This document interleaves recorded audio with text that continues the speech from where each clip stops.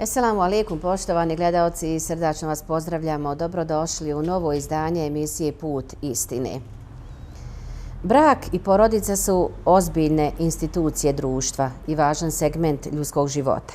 Institucija braka u savremenom dobu prolazi kroz različite vrste opasnosti i narušavanja njegovog integriteta kao važnog temelja društva. O tome šta ugrožava brak i porodicu danas govorimo ovoga puta. U društvu smo ovdje u džematu Poljice sa Hafizom, a to je naš uvaženi Hafiz Husein Efendija Čajlaković. Hafiz, esselamu alaikum i hvala lijepa na odvojenom vremenu. Alaikum salam, hvala vam što ste došli da širimo ljepotu. Hafize, prije nego kažemo bilo šta o ovoj temi, evo nas u novom prostoru, ovdje se nešto radilo, je li tako u posljednje vrijeme? Pa eto, jes, ja i govorim i radim, da ne bude da ja pričam. Eto, alhamdulillah, Allah me počastio, pa sam uvezan s ljudima, pa uvijek nešto dograđujem. Hoću da budem u trendu zbivanja, znate kako je Hazreti Ali govorio i za porodicu i za djecu, odgajajte djecu u vremenu u kojem će ona živjeti, ne u kojem mi živimo. Mi često spominjemo kako smo mi prije učili i živjeli. To je prošlost, kada nemoj se obazirati previše unazad, te ne možeš ništa popraviti. Nego možeš se obazirati pa da vidiš šta možeš tamo naprijed popraviti. Pa ja gledam ovako naprijed šta mogu popraviti, pa evo, gledali smo nešto tu i kafeterije, malo ovog predulaza, da imamo, eto, uz džamiju, da možemo izaći iz džamije malo i oni koji neće u džamiju, ali da smo uz džamiju, sve nekako dešava. Ja mislim da je ovo jedna od rijetkih kafeterija na Balkanu, da je uz džamiju klasična ili kafeterija ili kafiterija, svejedno, po uzoru na zapad, ovo spoj orijenta i zapada, ovako. Moramo nešto iznalaziti, neke nove načine. Da se ljudi druže, upoznaju, sve. I u biznisu, i u policiji, svemu moramo tražiti da se uklapamo u vrijeme u kojem živimo. To se zove da budemo savremeni sa vremenom. Neki su nazadni jer nisu skontali u kojem vremenu žive i ostaju ovi odoše. Tako i biznisu mnogi propanu i mnoge hođe i učitelji i tako dalje. On hoće još one neke metode kako je nekad bilo. A nema to nekad, gledaj kako je sada. Moramo tako, pa to nije kafeterija rješenje svih problema, nego jedno od rješenja da se malo oko džamije neke stvari dešavaju. Hafize, posljednja emisija koju smo sa vama radili imala je 70.000 pregleda. Da vam samo to kažem, pa evo nadam se da će i ova pobuditi veliko interesovanje.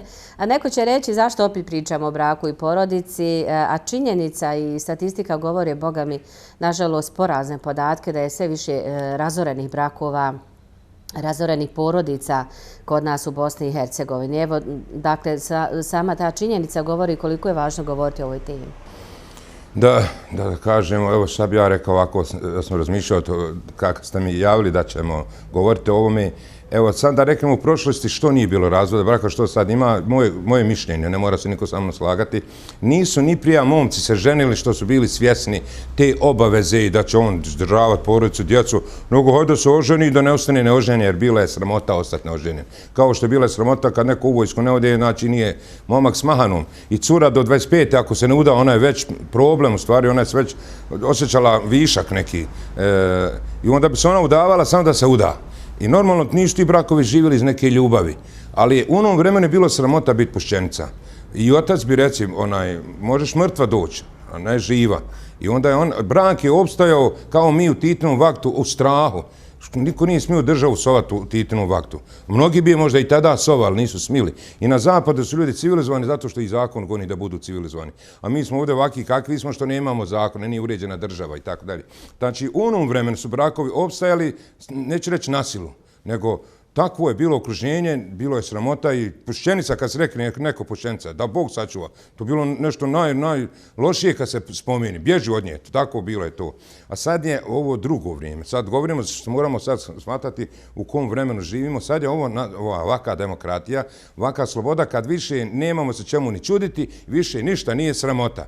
I ono kad je ta demokratija takva sloboda, onda malo svakom fali dok odo ja ću, ko što sam ja kao dijete zamišljao da je meni da bude po mom, a ne kako otac kaže. Ali kad otac rekne dosta, onda sam pametan do nebesa, nema više priče. Jer je, tako je kod mnogih bilo. Kad čovjek ženi rekne dosta, gotovo je, nema pametovanja. Kraj. A sad nema više toga. Nema više toga dosta. Sad ovdje moraš biti maher, ne znam nija što im se toliko Boga bojati ili tražiti načine da zadržiš to što bi trebao da zadržiš. Znači baš da se boriš, da bude fleksibilan do bola, da bi ostao u braku, da bi se, jer ovo je sad baš tako, ne znam ja kako bi nazvao, da to tolika sloboda, da se ja čak čudim u ovoj omladini, da su oni meni previše dobri kako su slobodni. Pa prija cura da bi išla na prelo, negdje na igranku ili na sjelo, mora ili mati ili neko od rodbine da ide sa njom, pa mora pitati oca.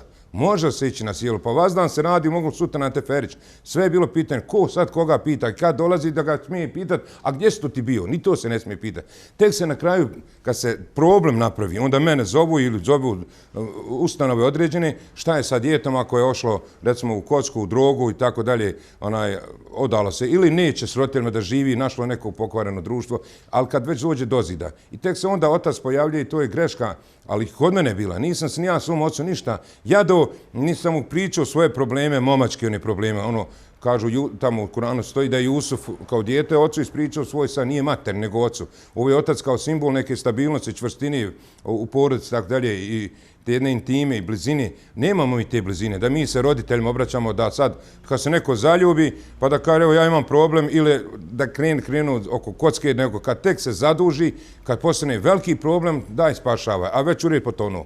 Pa evo, već kad smo kod toga, pa ćemo se vratiti braku, kad ste spomenuli djecu, nemamo te neke intime sa djecom, nemamo komunikacije sa svojom djecom. Komunikacija je jako bitna u svakom braku, ali evo i kada su u pitanju ti porodični odnosi djeca, roditelji, djeca. Kako danas, Hafize, odgajamo djecu? Da li većina ih želi da im pruži ono samo materijalno, zapostavljajući tu duhovnu komponentu? Ja ne znam da li mi ušti odgajam, da li smo svjesni toga, znaš, da li to ide kako ide. I prije je bilo ono kako je, ovo je svog oca naučio tako, inako je bilo udarat, udari ga, ajde na njemu radi, tako. Nije to bilo neki pisani pravila. Išlo je spontano jer mi smo prije živjeli poštovali se autoriteti, možemo tako reći. Nije bio život ovako rasut, nije se ni znalo, nego držalo se tradicija. Bilo je igralo se na maramicu, jer tako je bilo i nasljeđivalo se i vidjelo se i tako dalje. Sad ovo mi u ovom vremenu, sad, ja mislim da je to najveći problem što borimo se, Allah kaže nemojte čak nabijati djecu zbog straha. Mi se bojimo imati dosta djece ili ono kako imamo najveći problem šta će završiti, čim će se baviti, kako će pare zaraditi. Znači materijalna strana dresure ili izdržavanja, a da ne kažem ovaj odgaja, koji je spomenut u Kuranu samo na 2 mjesta, rebbi, a to izvedena riječ terbijetun, odgajanje. Kad nekoga terbijetiš, ga dogoniš, edeb, ponašanje. Evo, Musa je se, da kažem, odgajao ili živio u faraonovom dvoru.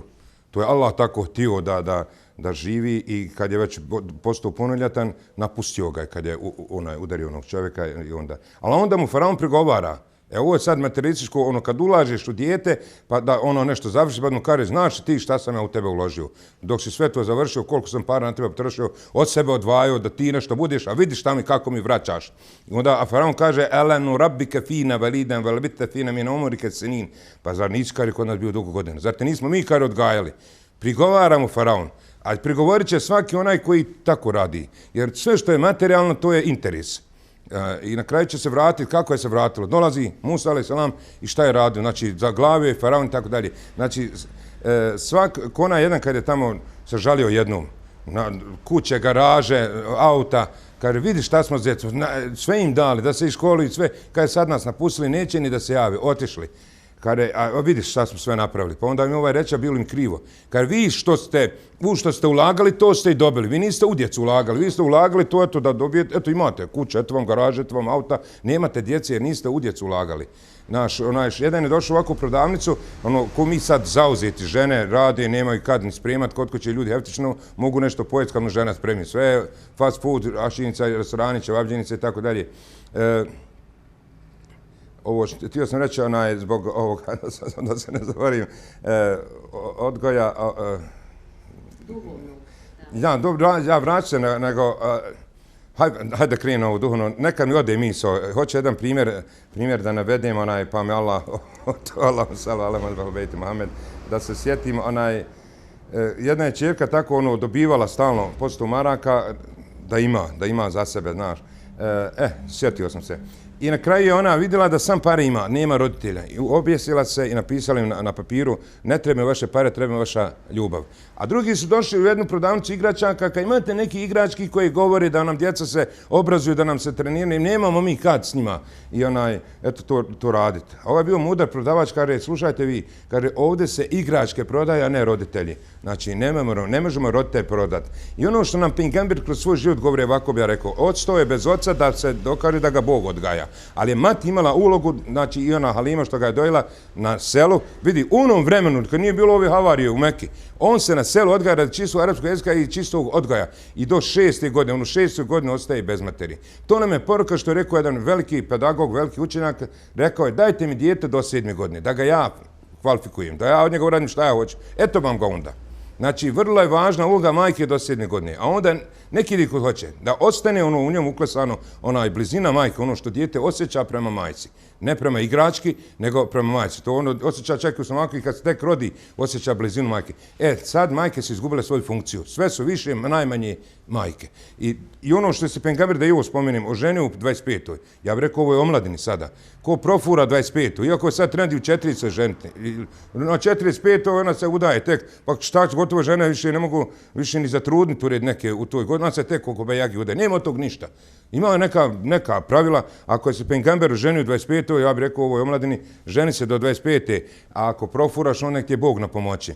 A i u 40. je znak sazrijevanja. U 63. je znak doba starosti.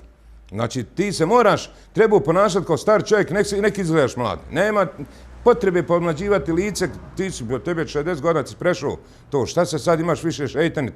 Ali ovo sad vrijeme, omladina je se zasitila, previše ovoga i taj mi sam je svijedno. A ovi stari se sad kvari i oni se razvede jer su oni ostali željni ove havarije, ovog razvratulka, ne znam kako bi rekao. Onom titnom vaktom malo bilo je i koliko toliko stida. Sad više nije ništa sramota. Sve više hafize, kada omladinu spominjemo, živi u vanbračnim zajednicama. Kogod materijalno ulaže u dijete, neće mu vratiti, nećemo sigurno vratiti, ni na dunjalku. Na dunjalku će ostati bez djeci, napuštit će ga djeca. Kao kad Bog daje nekima ljudima sve ovako od dunjalka. Ti ljudi Boga zaboravi, jer je sve dobiju. A oni što nemaju, oni Boga dozivaju. I ona djeca što im se ovako pomalo daje, oni su bliži roditeljima. Oni završavaju škole, oni se uče živiti. A ovome sve dadneš, onda ne zna šta će od života. Mora se drogirati, mora otići ne treba, u kocku, ne zna šta će od života. I to je problem nekima roditeljima što su previše dali djeci. Jer tako i Allah kad nekima dadne da Bog sačuva, nema od toga ništa. To je taj materijalna strana kad roditelji na dunjaluku ostaju bez djece, a na hiretu će imati otvorene neprijatelje protiv sebe. Znači, dupla šteta materijalno ulagati u djecu. Zato Omer ibn Abdul Aziz je samo ostavio odgoj i znanje djeci. A 10 sinova imao, a bio vladar. Mogu im ostaviti reći, ja sam vladar, evo vam. Ali su oni imali odgoj pa su i dalje nastavili očinim putem pa su dijelili, pomagali, najbolje konje jahali. A Hišam je ostavio 100.000 dirhema svojim sinovima i kaže da Hišamovi sinovi su prosili u Bagdadu. Eto šta znači da ja dijete situiram. Pa da ako ono bude imalo odgoj, znanje, snaće se. Allah daj na faku, nisi ti Bog, da ti se sad brineš šta si unuče to ostavio. Mora u kocku otići sve za noć, sve će prokockat. To što si ti mučio, odvajao, kobajagi, to je materijalno ulaganje. Treba, materijalno, znam, ali ako nema duhovnog, fasovaća i na dunjaku na hirat. Ali ovo duhovno je na kraju kad Allah govori o roditeljima da njima ni ne smijemo reći.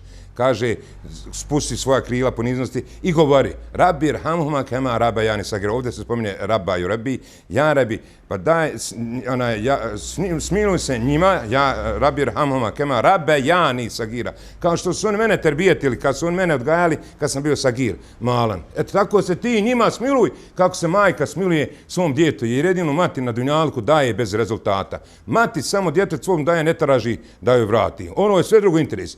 Kad mi ih klanjamo i Boga molimo radi interesa. Sve, neke je to interes, samo treba imati ispravan interes. Mi kad dajemo, hoćemo da nam Bog vrati. Mi sve hoćemo kroz interes. I to je takav insan, tako ne se Bog stvorio. Zato nam i ne kaže samo dijelite, nego imamo ko da uzajmi Bogu.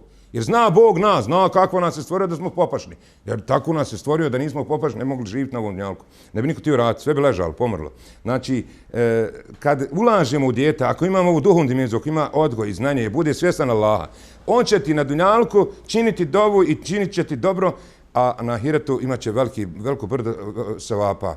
I znaće, kad zna za Allaha, znaće za rote, zna koja je to vrijednost. Ali ovi ne znaju, jer su dobili samo onu jednu stranu. Dobili su onu dunjalučko i neće vratiti. Ja znam, recimo, jednog roditelja, bliže rodbini, kad je u bolnici ležu. Skoro je to bilo, sad iza rata. Bolestan i ne smije on sam spavati u bolnici. Njegovi su sinovi sa njim spavali, sjedili po svu noć pored njegovog kreveta. A on nije imao ni penzije. Dakle, rekli sad da je nešto im ostavio. On je bio socijalni slučaj. Ni penzije nije imao, ali oni su tako ga slušali. Što su ga slušali? To je sad, nek se pitaju svi oni šta su ta djeca vidjela u svom ocu, pa su ovi drugi rekli, evo baba reci, gdje će, naćemo mi 5 stražara, nemoj sam mene da ja pored tebe svu noć budim. Samo evo imaju ustanove, imam pare, jeste, ko što ona rekla, u jednoj sam sobi 4 sina rodila i odgojila.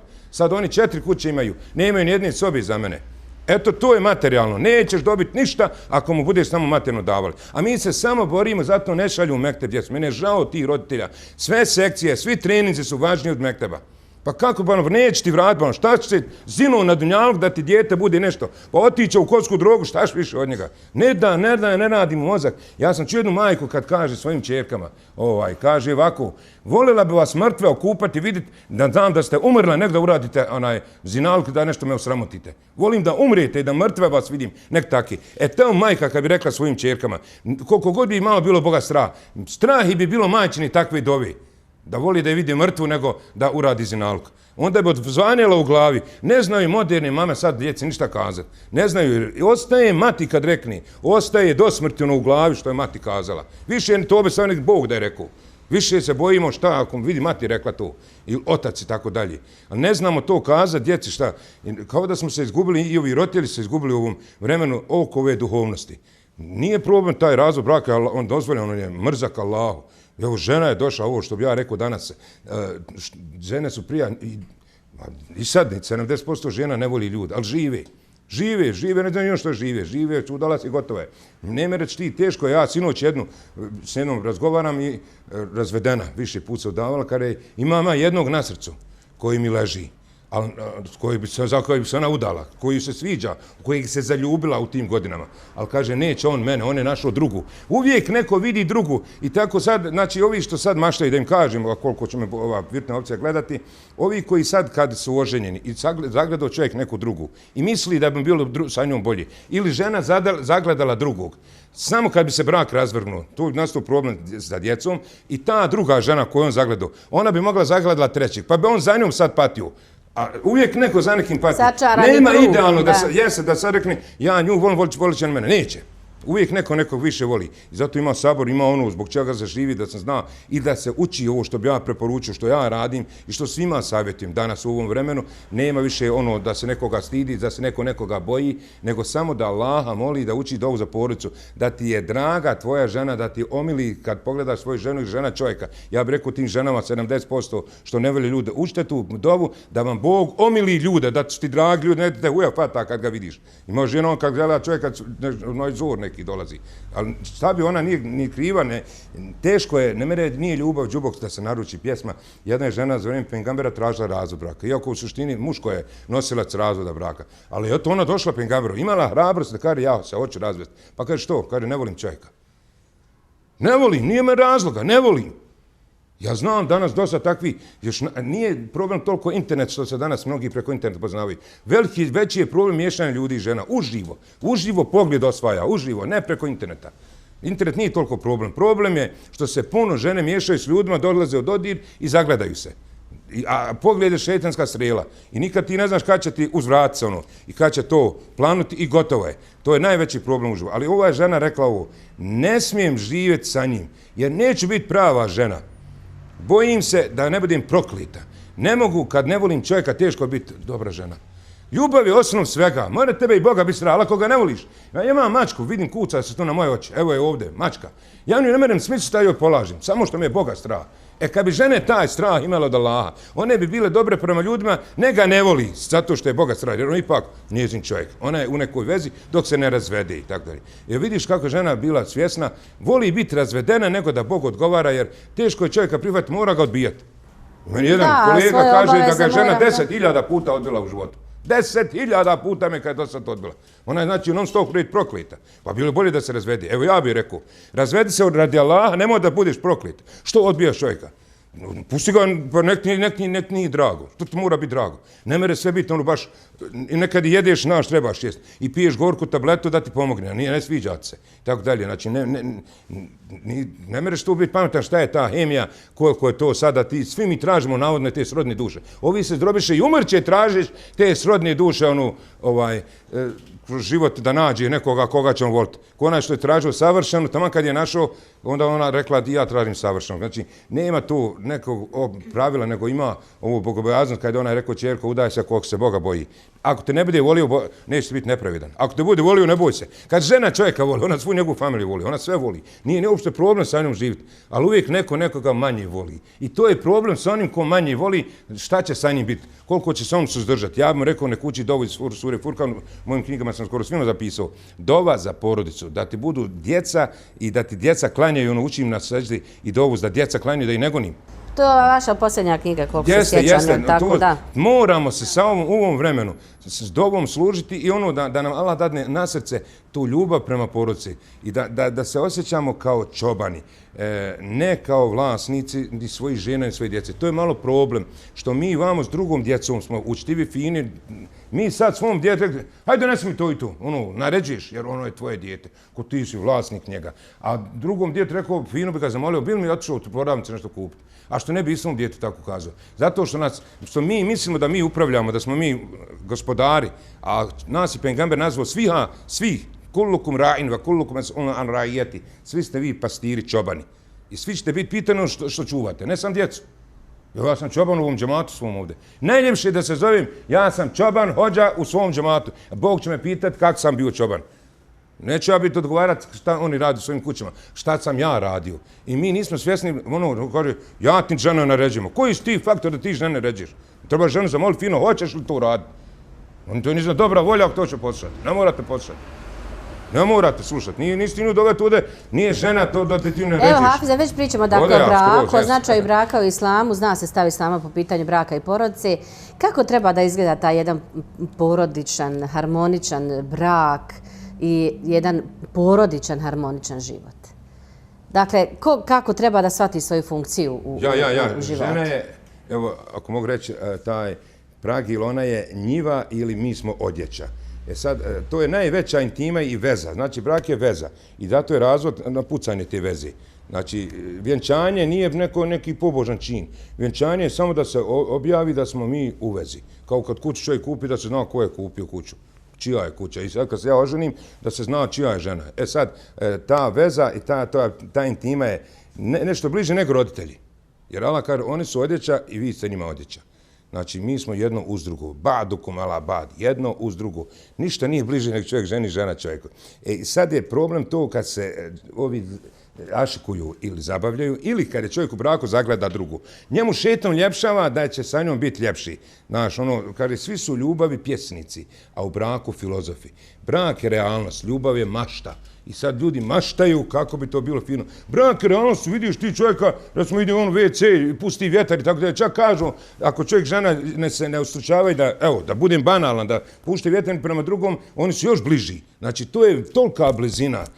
A vam ovo je sve nešto od ove distance velika. Ti tebi šeitan sam reći, kako bi ti bilo fino sa njom. A za 2-3 noći bi vidio da je ona žena koja ide u zahod. Da je ona spava, eto, i pušta vjetar i sve to, da svašta ima, da ne pričamo o tim banalnim stvarima. Znači, život je realan i brak je najveća realnost i zato su oni unutra koji su dobri. Trebali bi gledati da unutra stvorimo fin život, a da se vani ne šeitanimo. Mnogi naše žene ljudi kad su na poslu, kad je direktor ili neko zove, ona, izvolite, molim te, nagodna, nasmiješena, raspoložena. A kod kuće, kad čovjek zove ženu, kaže, šta je? On je to koskolca, nema. Trebalo bi izgrađivati to unutra da kažem, Jarabi, evo ti nas gledaš, mene i moju ženu, vidi ove blizine, vidi ove ljubavi, ona je moj smiraj, to bi trebala žena biti. I ona bi trebala da se baš ponaša tako da ga izaziva, da mu bude smiraj za njegove strasti, da ga smiri.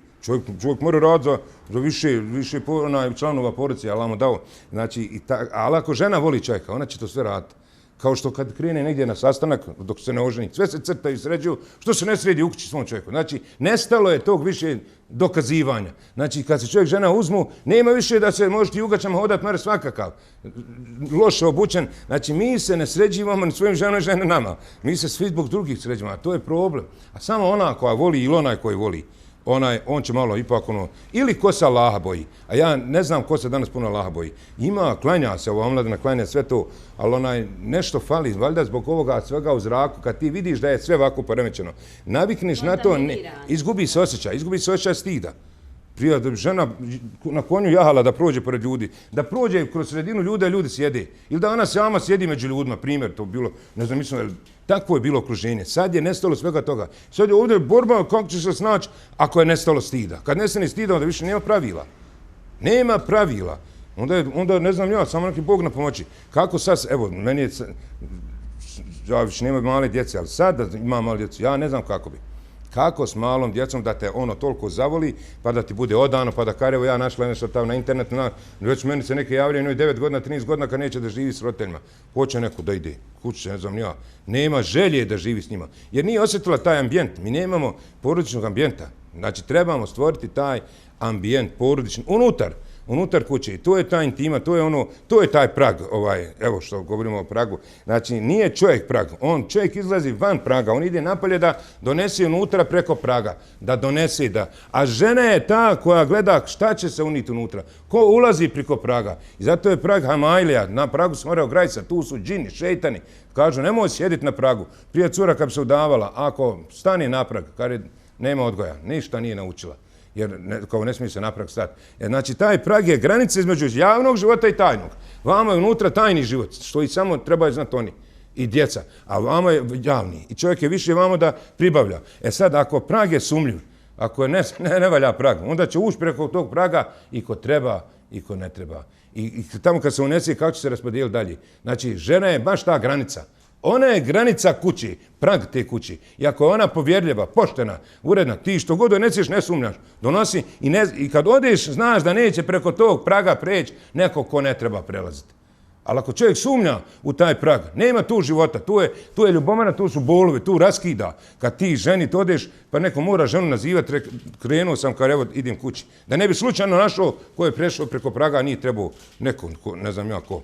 I onda se naruši taj porodični sklad, onda se poremete i odnosi među djece i roditelja i to su ti problemi. Ovo je sad, znači se udrobilo sve, previše smo se pomiješali i djeca i svi mi, i sad je ovdje, samo moram reći da neka Bog na pomoći, ja nemam tu, nema tu ni najveći mozgovi se ne mogu snalaziti. Sa našom djecom koja živi sa mobitelima od 2. i 3. godine. I tamo igrice i ko zna šta je kasnije od igrica ovo što dalje prelazi. I ona se prezasiti i ono sutra kad bude šta će o njemu, nisu ni zanimljive ni djevojke, ni djevojkama momci. Oni su i šefili već prije vremena. I ti abortusi, ti intimni odnosi koji se narušavaju 12, 13 godina i tako dalje. A ne znaju to roditelji, jer se roditeljima ništa i ne govori. A kako to sačuvati? Ja nisam, tu veći mozgovi sad kontaju kako na ovu sad generaciju koja se rađa sa mobitelima, kako njih spasiti tih izazova. Vrlo teško. Jedino šta sam rekao, da se stide svojih roditelja. Ko što je ova majka rekla, ili kad je moja nena rekla mom ocu, haram ti mlijeko koji si doja ako budeš komunista, ako ne budeš klanju. Razumiješ? Ili ne imaš kud za mnom na svijet ako ne budeš klanju.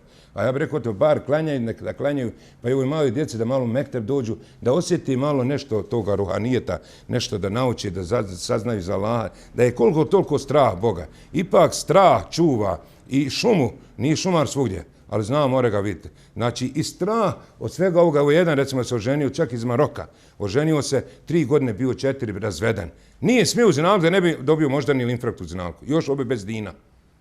Vidiš, strah ga je, on je želio zinalku, ali ga je strah držao. I ovo je momlad ja rekao, ko ti garantio da nećeš umrti, da nećeš dobiti infarkt u zinalku. I ode bez dina, kao nevjernik. Ali šta je još do nas, ono što bih rekao, Nuh, pejgamber, imao i sina i ženu, da Bog sačuva. Znači, vrlo je važno s čim ta Allah iskuša. Kada je hajli žena, prilike lakše i djecu odgajati. Kada hajli žena, kada je njiva dobra, pa tu lako se radi, okopava, tu lako rađa. Kada je odorak, bar ne mereš ti tu ni uzorat, ni pozubiti. Teško, Boga mi, kad te Allah iskuša sa lošom ženom, neki mi Bog na pomoći oni koji imaju sad takve žene. I odmah ako se djeca nametnu na takve žene, pa to ja vidim, ja učim tu djecu, sve znam roditelje neki. I odmah vidim koje je dijete na oca, koje je na mater. To je odmah na istom nebo i zemlja, istoj se kući odgajaju, ali genetika je čudo. Koliko je ovo dijete izvrata veća, samo što je na mater nalik ili na oca. Jer znam ponašanje, znam to šta postoji. I znači, Nuh je uradio, šta je uradio? Pozvao dijete. Pa nećemo sad reći ne valja, neuzubila, pengamber, vidimo dijeta. Nije tijelo ulađu. Da ima sad ljudi fini, roditelji, fini ljudi, čovjek, ali dijete mu nikakvo. Hadžija dijete mu ošlo gej populaciju, žali se, šta sad? Pa šta ništa, iskušan se sad tim. I Nuh je sam rekao, hodi vam ulađu. Tu ga fino zove Sinčiću, blago mu rekao, haj vam, kao neko ja ću nam. Pa nemoj biti s kafirem, hodi vam. Nije rekao, hodi vam, pa makar i znali to bez takve. Ne znam šta da grešio, hodi vam ulađu da se zna di si. Ja bi to rekao sad u ovom vremenu, kad ne bi ništa mogao. Rekao bi dijete, eto, zaglavilo su sve grijehe. A daj budi vam u ovoj lađi gdje se klanja, gdje se pokorava Allahu, pa makar i griješio. Nemoj tam biti u toj skupini koja nije nepokorna Allahu. To bi bar mogli to kazati u ovom vremenu havarije.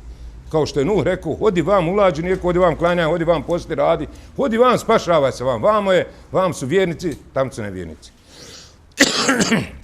To bi ja rekao, kao što, i drugu stranu, gdje su neka sad djeca fina, roditelji nisu.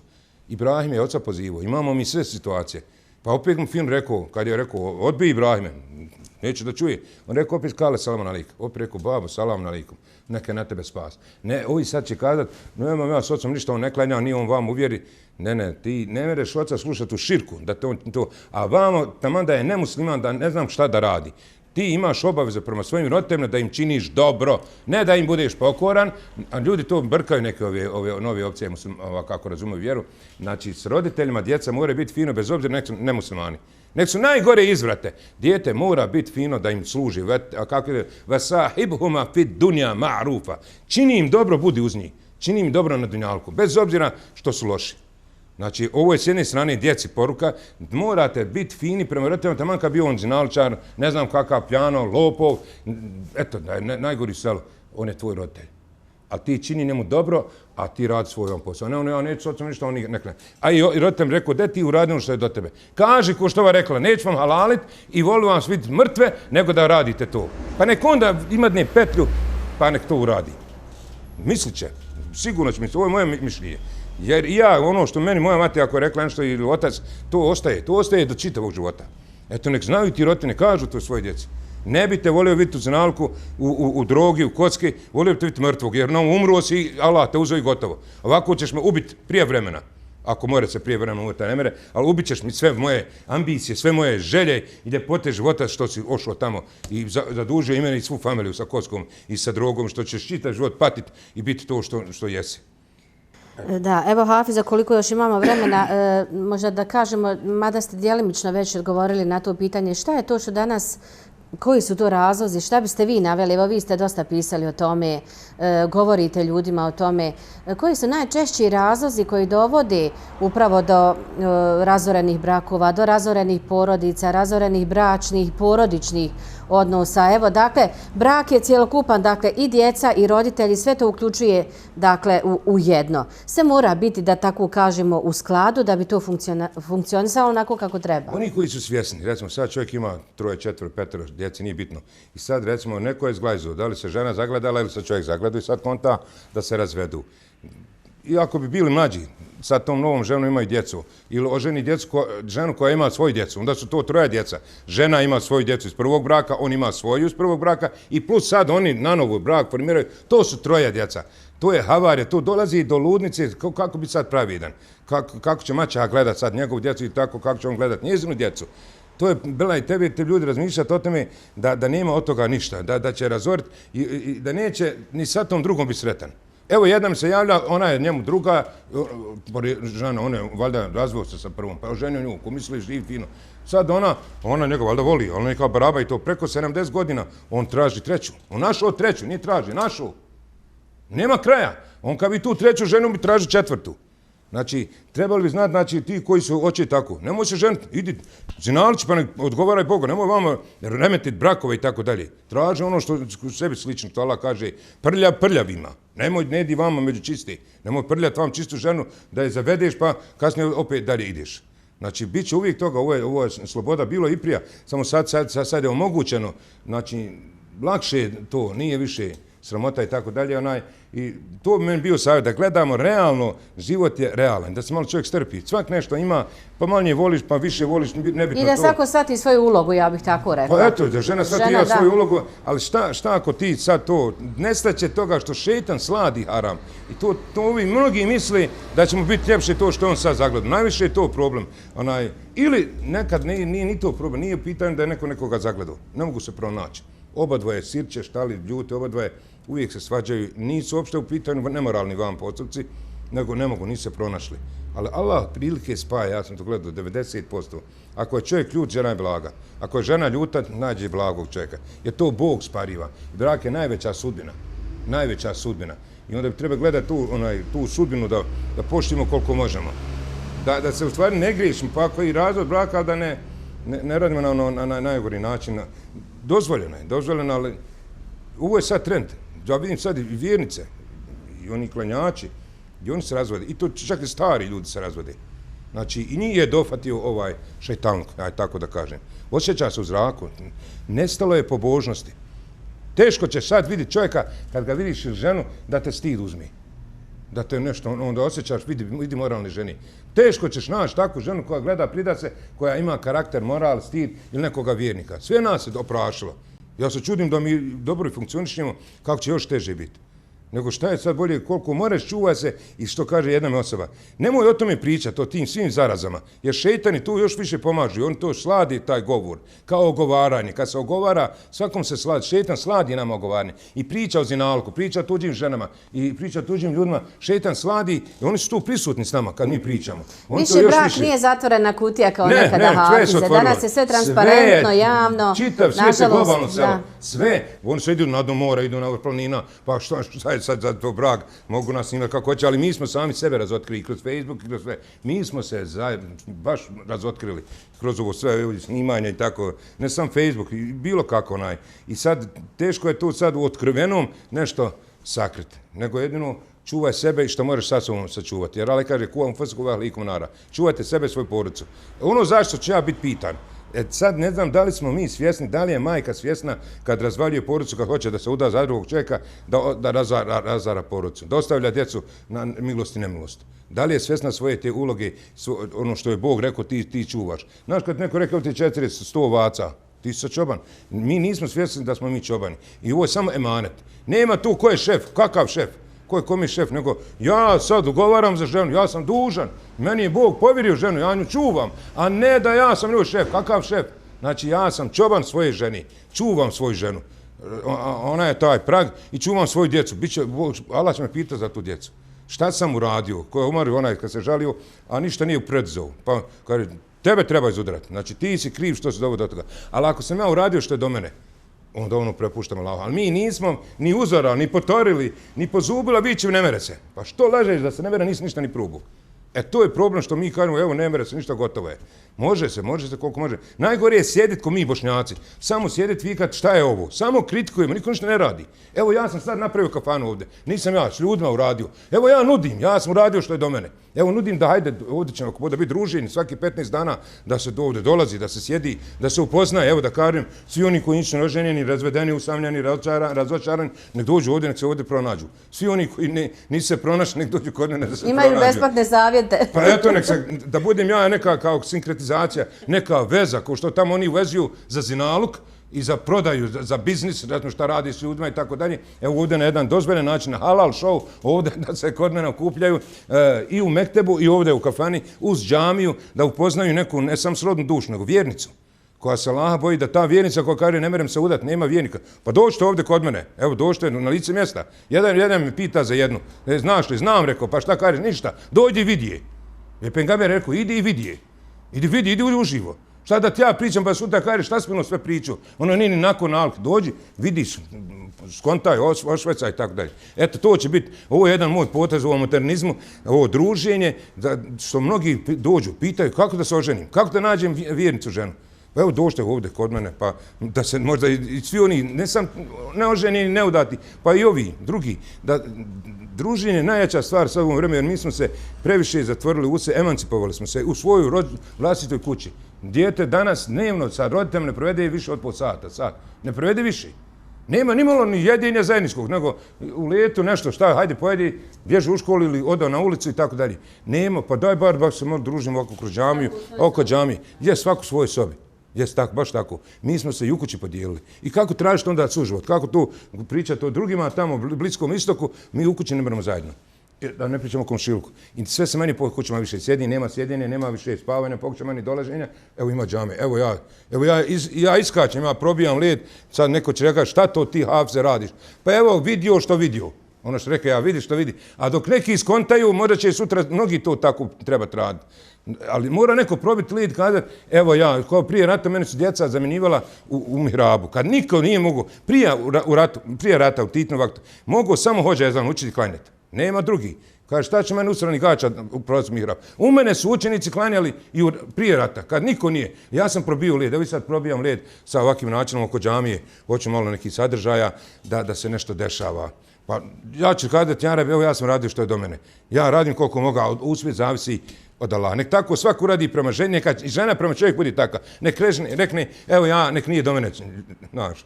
Ali nemoj da gore će da te boli glava da si nehovorna, a laži. Ali ne zgodno reći da ga ne voli. Onda bi trebalo reći, ja Rabi, daj mi ljubav da zavolim čovjeka, da baš pani na seždu, da plaće. Ja Rabi, učini mi dragi mog čovjeka. Joj, da je dođe od nekle ljubav. Možda će Allah dati. Moguće. Ja sam jednu zadnju knjizu napisao čak i dovo za bolje intimne odnose, da ljudi ne misle u tuđim ženama. Šeitan sladi sve što je haram, pa i tuđe žene i ljude i tako dalje, da nam omili brak, ima taj dova i hadijska i kuranska dova, da nam bude kurrete ajunin, radost naših očiju. Pa kad ti ženu pogledaš... To je ova vaša knjiga Životne pouke. Jes, to je zadnja knjiga. Tu su sve te jake dove. A i onda previše, evo sad, puno nagrajsani ljudi, puno se prikazivamo preko slika Facebooka i svak ti može naškoditi na pogled i preko slike. Znaš, jer svak ima svog karina, svoga džina, tako dalje, onoga šeitana, koji to ponaša i u slici i u govoru i svemu tamo tako. Znači, mi smo se previše ovako rasuli, otvorili i neka nam je Bog na pomoći. Trebalo bi učiti zaštitne dove, jutarnji, večernji, zikr, bal, toliko. Ja mislim, mene Bog čuva, ja bi zglajzao, čuva me Bog zbog Kur'ana, zbog učenja zikruva. Jer ne da mi Bog da skrenim, Allah me čuva, mislim da je svima nas Allah čuva, ali onaj ko je s Allahom, Allah mu ne da mu neku prepreku da ne zglaže previše. Jer to je smisao namaza, to je smisao zikra i dova da ne skreneš previše. Ako malo odeš džade, opet te vrati naš ponovo na džadu, idi kako Bog zapovida. Mislim da je to, ovo bih rekao u Maledini, znači da se koliko toliko drže namaza i zikra i veze sa Allahom, pa bit će hajr. Hafize, hvala lijepa što ste sa nama podijelili ove vaše korisne savjete, ja se nadam. Hvala vam još jednom. Hvala. Poštovani gledalci, bio je to Hafiz Husein Efendija Čajlakovića. Pričali smo o tome šta tu narušava danas brak, harmoničan brak i porodične odnose. Tema o kojoj se uvijek mora govoriti. Vidimo se ponovo ako Bog da u petak sa nekom drugom temom. Do tada, eselamu alejkum i svako dobro.